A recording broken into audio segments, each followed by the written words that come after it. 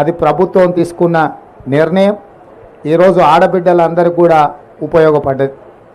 ఇదే కాకుండా రాజీవ్ ఆరోగ్యశ్రీ కావచ్చు, ఇతర కార్యక్రమాలు కావచ్చు, సమ్మక్క సారలమ్మ అంటేనే ప్రజల మీద ఆధిపత్యం చెలాయించాలనుకున్నప్పుడు, ప్రజల మీద పన్నుల భారంతో ప్రజల్ని పీడించైనా వసూలు చేయాలనుకున్న రాజులనైనా కూడా పేదలు, ఆదివాసీ బిడ్డలు, తల్లి బిడ్డలు, తండ్రి కొడుకులు అందరూ కలిసికట్టుగా పోరాటం చేసి తమ పోరాట స్ఫూర్తిని నిలబెట్టింది. కాబట్టి బడుగుల పక్షాన, ఆదివాసీల పక్షాన నిలబడి కొట్లాడి అమరులుగా నేల కొరిగిండ్రు. కాబట్టి వందల సంవత్సరాలైనా కూడా ఈ రోజుకు సమ్మక్క సారలమ్మను దేవుళ్ళుగా కొలుస్తున్నారు. మనుషులుగా తమ యొక్క నమ్ముకున్న ప్రజల కోసం నిలబడి పాలకులతో కొట్లాడినందుకు ఈరోజు వాళ్ళు అమరులై దేవతలుగా ఇక్కడ వెలిసిల్లుతున్నారు. అంటే ఆనాటి నుంచి ఈనాటి వరకు పాలకులు ప్రజల్ని వేధించినప్పుడు, పీడించినప్పుడు, ఆధిపత్యం చెలాయించాలనుకున్నప్పుడు ఎవరో ఒకరు నిలబడతారు. నిలబడ్డవాడు నిటారుగా నిలబడి కొట్లాడి పేద ప్రజల పక్షాన విజయం సాధిస్తారనే స్ఫూర్తి ఈ సమ్మక్క సారలమ్మ నుంచి మేమందరం పొందినాం. ఆ స్ఫూర్తితోనే 10 సంవత్సరాలు నిరంతరం పాలకులు చేస్తున్న అరాచకాన్ని, దోపిడీని, ప్రజల మీద ఆధిపత్యాన్ని చెలాయించాలనుకున్న, మేమే రాజులం శాశ్వతం అనుకున్న వాళ్ళ మీద తిరగబడి పేదల పక్షాన కొట్లాడినాం. ఆ రోజు ఎన్నో ఒడిదుడుకులను ఎదుర్కొని నిలబడడం వల్ల ఈరోజు పేదల ప్రభుత్వం ఏర్పడ్డది. అంటే సమ్మక్క సారలమ్మ స్ఫూర్తి ప్రజాస్వామిక దేశంలో, తెలంగాణ రాష్ట్రంలో మమ్మల్ని అందరినీ కూడా ప్రభావితం చేసి ఈ పోరాటంలో ముందుకు నడిపించడం వల్ల ఈరోజు ప్రజాప్రభుత్వం ఏర్పడ్డది. ప్రజాపాలన ద్వారా ప్రజల దగ్గరికి చేరువై ప్రజా సమస్యల్ని పరిష్కరించడానికి మా శాయశక్తుల ప్రయత్నం చేస్తున్నాం. మా ప్రయత్నాల వల్ల 100% సమస్యలు పరిష్కారమైనవని నేను అనను. కానీ ప్రజలకు ఒక భరోసా, ఒక విశ్వాసం, ఈ ప్రభుత్వం మాది, ఈ ప్రభుత్వానికి మేము చెప్పుకోవచ్చు, ఈ ప్రభుత్వం దగ్గరికి మేము వెళ్ళొచ్చు, ఈ ప్రభుత్వం మా దగ్గరకు వస్తుంది, మా గ్రామాలలో మా మాట వింటుంది, మా గ్రామాలలో ఉండే సమస్యల్ని ఈ ప్రభుత్వం పరిష్కరిస్తుంది, తండాలలో, గూడాలలో కూడా ప్రజాపాలన ప్రజలకు చెరువవుతుందనే నమ్మకాన్ని ఈ 75 రోజుల్లో మేము కల్పించే ప్రయత్నం చేసి ఇక భవిష్యత్తులో కూడా ఈ స్ఫూర్తిని కొనసాగిస్తాం. ప్రజలకు ఏం కావాలనో ప్రజలను అడిగి తెలుసుకుంటాం. మా ఎజెండా ప్రజల ఎజెండా. ప్రజలు ఏ అంశాలైతే మా దృష్టికి తీసుకొస్తున్నారో వాటిని ఎజెండాగా మార్చి మా ప్రభుత్వ విధానాలుగా మేము నిర్ణయం తీసుకొని ముందుకు వెళ్తున్నాము. ఈరోజు ఈ ప్రాంత అభివృద్ధి కోసం దక్షిణ కుంభమేళా లాంటి దాదాపుగా 1.5 కోటి భక్తులు ఈ ప్రాంతానికి వస్తే కేంద్ర ప్రభుత్వాన్ని చాలా సంవత్సరాల నుంచి గాత చరిత్ర పుటలలో ఉన్నది. కాబట్టి కేంద్ర ప్రభుత్వం నిర్లక్ష్యం చేయకుండా ప్రధానమంత్రి గారు రావాలి, సందర్శించుకోవాలి అని చెప్పి ఈ సందర్భంగా నేను వారికి విజ్ఞప్తి చేస్తున్నా. అదేవిధంగా మా వరకు ఫిబ్రవరి 6 తారీఖు నాడు మేము మొదలుపెట్టిన యాత్ర విజయవంతమై ఈరోజు అధికారికంగా ప్రభుత్వంలోకి వచ్చి అధికారిక లాంఛనాలతో ఈరోజు ఈ జాతరను మేము నిర్వహించినాం. భవిష్యత్తులో ఇంకా సమయం ఉంటుంది కాబట్టి ఈ ప్రాంతంలో భక్తులకు అన్ని రకాల వసతులు, సౌకర్యాలు, ఎవరికి ఎలాంటి ఇబ్బందులు జరగకుండా అత్యంత పేదలు, నిరుపేదలకు ఈరోజు గుళ్ళల్లో వెళ్తే శ్రీమంతులు, ఆగర్భ శ్రీమంతులు వజ్రాలు, వైదూర్యాలు, బంగారము ఇచ్చే సాంప్రదాయం ఉంది, లేకపోతే వాళ్ళ శక్తి మేరకు ఇచ్చే.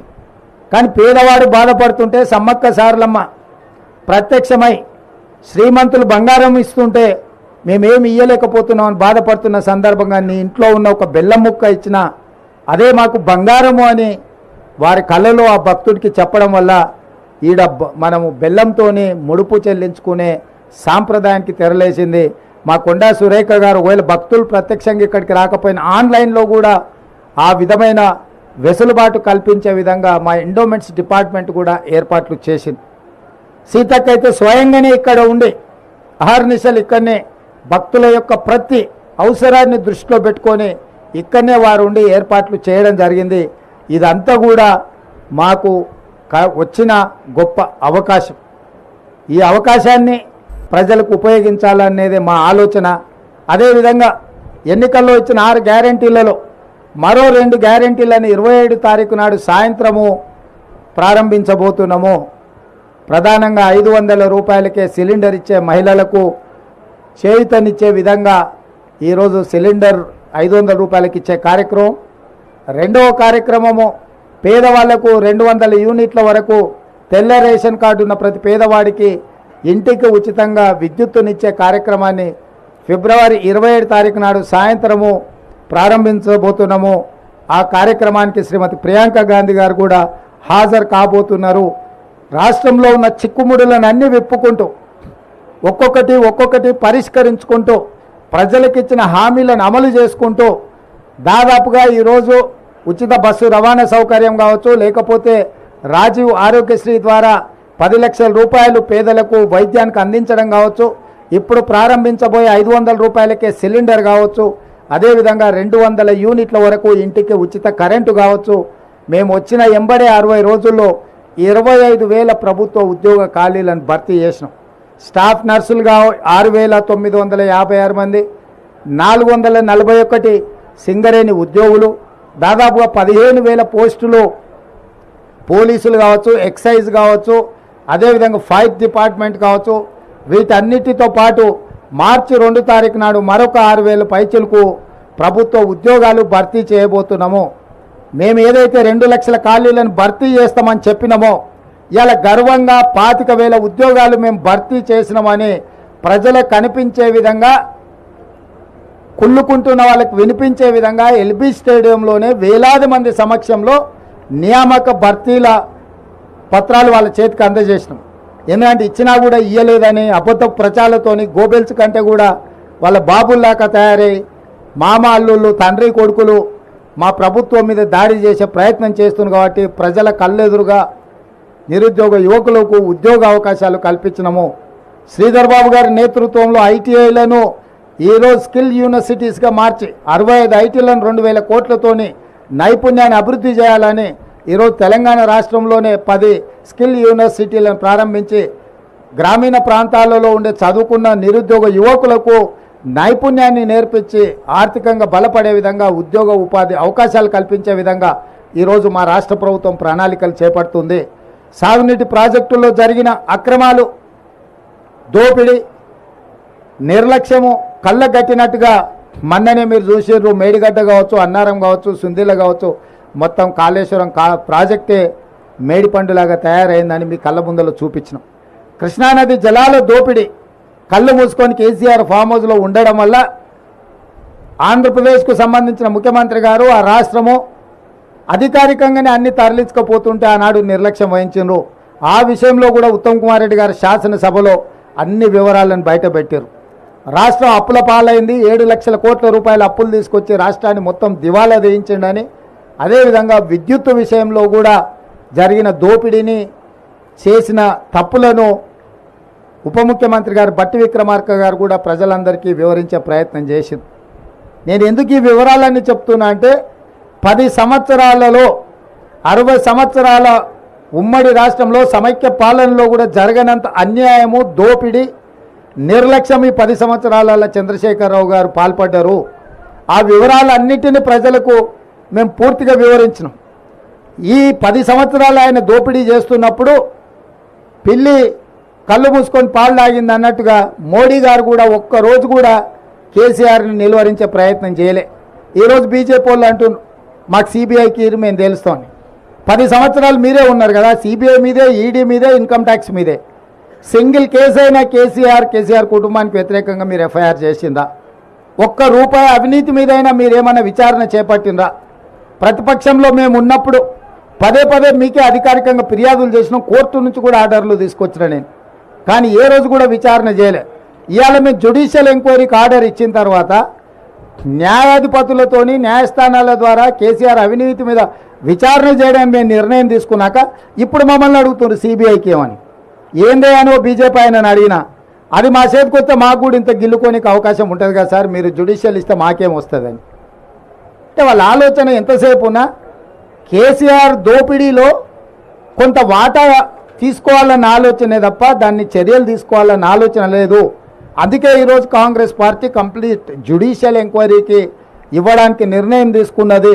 తొందరలోనే retired high court judge or supreme court జడ్జిల చేత జరగబోయే విచారణను టీఆర్ఎస్ ప్రభుత్వం ఎదుర్కోవాల్సిన పరిస్థితులు ఉన్నాయి. కాబట్టి ఈరోజు తెలంగాణ ప్రజలకు మేము ఒకటే మాట ఇవ్వదలుచుకున్నాం. ఎన్నికల్లో మీకు ఇచ్చిన ప్రతి హామీని అమలు చేసే బాధ్యత మాది. రైతులకు 2 లక్షల రూపాయల రుణమాఫీ మీద కూడా బ్యాంకుల అందరితో చర్చలు చేస్తున్నాం. తొందరలోనే మీకు మంచి శుభవార్తను చెప్పబోతున్నాము. ఏ హామీని కూడా మేము వదలదలుచుకోలేదు. తప్పకుండా ఆ హామీలను అమలు చేసే బాధ్యత మాది.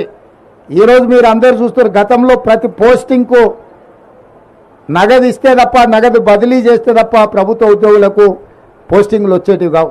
ఇవాళ పారదర్శకంగా ఎవరైతే ప్రజలకు సేవలు అందిస్తారో వాళ్ళని గుర్తించి ఎక్కడ ఉన్నా కూడా సామాజిక న్యాయంతో పాటు అర్హులైన అధికారులకు అందరికీ పోస్టింగ్లు ఇచ్చినాం.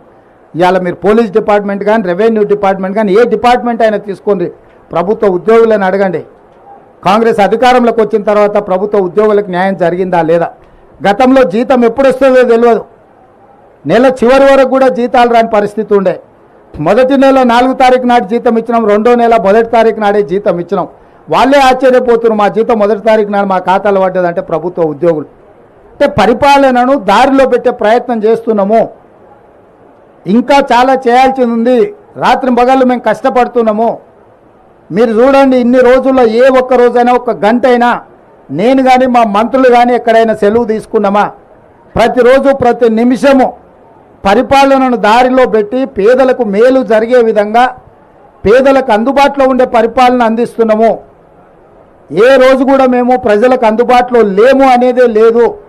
సచివాలయం ప్రజలది అని చెప్పి సచివులను కలుసుకోవడానికి ప్రజలు ఎవరైనా రావచ్చు అని స్పష్టంగా ఈరోజు అవకాశం కల్పించినాం. సచివాలయం ఎట్లుందో మేము వచ్చేవరకు మీడియా మిత్రులు లోపలికి రాలే, గేట్ బయటలుండి చూసుడే తప్ప లోపలికి రాలే. ఇవాళ స్వేచ్ఛగా మమ్మల్ని కూడా పోనీలా. సీతక్క పోతే పోలీసులు పట్టుకపోయారు, నేను పోతే పోలీసులు పట్టుకపోయారు. మా సంగతి కాదు, పోనీ మిమ్మల్ని ఇచ్చినట్టే మీకు కూడా అవకాశం రాలే. కానీ ఇవాళ అన్ని చేంబర్లు మీరు తిరిగే పరిస్థితి వచ్చింది. స్వేచ్ఛ అనేది ఈరోజు తెలంగాణ సమాజానికి కాంగ్రెస్ పార్టీ ఇచ్చింది. ఇక సంక్షేమం అభివృద్ధి కార్యక్రమాలు నిరంతరం తప్పకుండా వాటి అన్నిటిని కూడా కొనసాగిస్తాము. ఏ సమ్మక్క సారలమ్మ ఆశీర్వాదంతో ఈరోజు పేదల ప్రభుత్వం, ప్రజాప్రభుత్వం వచ్చిందో తప్పకుండా పేదల ఆకాంక్షలను నెరవేర్చడానికి రాష్ట్రంలో మేము మాట ఇచ్చిన 6 గ్యారెంటీలను అదేవిధంగా మేము చేస్తామన్న అభివృద్ధి కార్యక్రమాలను ముందుకు తీసుకెళ్తాము. మీ అందరి సహకారం ఉండాలి. ఈ ప్రాంతాన్ని అత్యధికంగా నిధులతో, జాతర వచ్చినప్పుడే అభివృద్ధి కాదు, జాతర కోసం నిరంతరం ఇక్కడ జరగాల్సిన అభివృద్ధిని కూడా స్వయంగా నేనే పర్యవేక్షించి మా ఇద్దరు సోదరిమణుల నేతృత్వంలో ఈ ప్రాంతాన్ని అభివృద్ధి చేసే బాధ్యత కూడా మేము తీసుకుంటాం. అదేవిధంగా మీకు కూడా 10 ఏళ్ళు మోసం జరిగింది మీడియా మిత్రులకు. మీ సమస్యలు కూడా తొందరలోనే ప్రెస్ అకాడమీ చైర్మన్ను తొందరలోనే నియమించబోతున్నాం. వారి ద్వారా మీ సమస్యలన్నిటిని కూడా వివిధ సంఘాలతోటి మీతో చర్చించి మీ సమస్యల్ని పరిష్కరించే బాధ్యత మా ప్రభుత్వం తీసుకుంటుంది. ఇంకా 100 రోజులు కూడా కాలేదు, మేము వచ్చి 10 సంవత్సరాలు ఓపిక పట్టినరు. తొందరలోనే మీ సమస్యల్ని పరిష్కరించే బాధ్యత మేము తీసుకుంటాం. ఈ ప్రభుత్వం మీది, దీన్ని కాపాడుకునే బాధ్యత కూడా మీదే. తేవడంతోనే మీ బాధ్యత తీరలే. కుట్రలను కుతంత్రాలను తిప్పికొట్టడానికి కూడా మీ సహకారం ఉండాలి. ఈరోజు వెనకంగా అక్కడంగా ఇక్కడంగా ఇద్దరు పొద్దుటిపూట ఒకటి మాట్లాడుతారు, చీకటి ఇంకోటి మాట్లాడుకుంటారు. వాళ్ళిద్దరి మధ్యలో ఉన్న సమన్వయం మీకు అర్థమయ్యే ఉంటుంది. 7 సీట్లు కేసీఆర్కు, 10 సీట్లు బీజేపీకి అని మాట్లాడుకొని ఏదైతే ఎన్నికలకు రాబోతుందో, రాబోయే పార్లమెంట్ ఎన్నికలలో వీళ్ళిద్దరి చీకటి ఒప్పందాన్ని కూడా తిప్పికొట్టే బాధ్యత మీడియా మిత్రుల మీద ఉన్నది.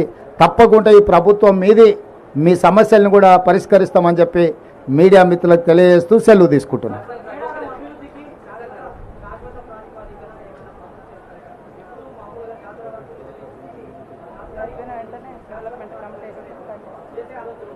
తప్పకుండా జాతర అయిపోయిన తర్వాత డెవలప్మెంట్ కోసం మంత్రులతో ఒక కమిటీ వేసి శాశ్వతంగా ఇక్కడ ఏమేమి వసతులు కల్పించాలి, ప్రభుత్వం ఏం నిర్ణయాలు తీసుకోవాలో వాటన్నిటినీ ఆ కమిటీ సూచనల మేరకు ప్రభుత్వం నిధులు కేటాయించి అభివృద్ధి చేయడం జరుగుతుంది.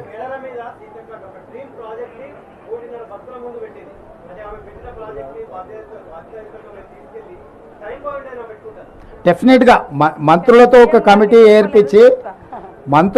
కమిటీ ఏర్పాటు చేసి సీతక్క ఆలోచనలు, భక్తుల ఆలోచనలు, ఇంకా నిపుణుల ఆలోచనలను కూడా పరిగణలోకి తీసుకొని గిరిజన సంఘాలు ఆదివాసీ సంఘాలు కూడా ఉన్నాయి, వాళ్ళకు కొన్ని ఇక్కడ ఏది పడితే అది అభివృద్ధి చేయడానికి వాళ్ళ సాంప్రదాయం ప్రకారమే మనం ఇక్కడ అభివృద్ధి కార్యక్రమాలు చేపట్టాలి. వాళ్ళ సాంప్రదాయానికి భంగం కలిగే విధంగా మనం అభివృద్ధి చేయడానికి వీల్లేదు. ఆ సాంప్రదాయాలను దృష్టిలో పెట్టుకొని తప్పకుండా వాళ్ళకు కావలసినట్టుగా శాశ్వతమైన అభివృద్ధిని చేసే బాధ్యత మా ప్రభుత్వం తీసుకుంటుంది.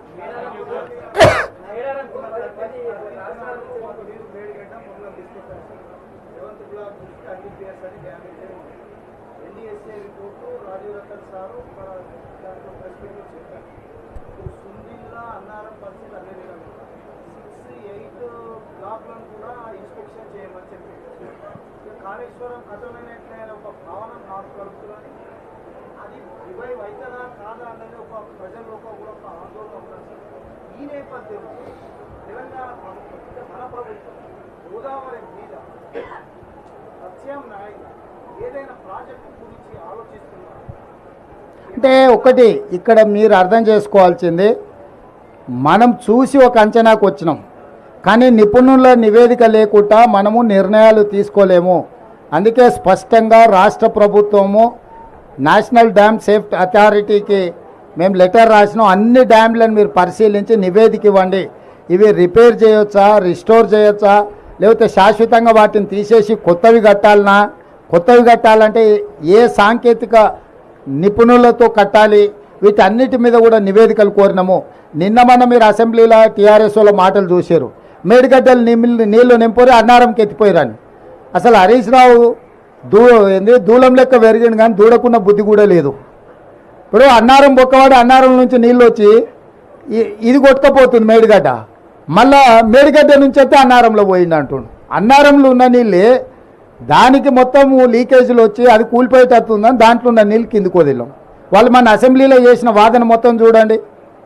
నేను అందుకే చెప్తున్నా, దూలం లెక్క పెరిగితే సరిపోదు, దూడకున్న బుద్ధి అని ఉండాలి అని హరీష్ రావుకి చెప్పదలుచుకున్నా.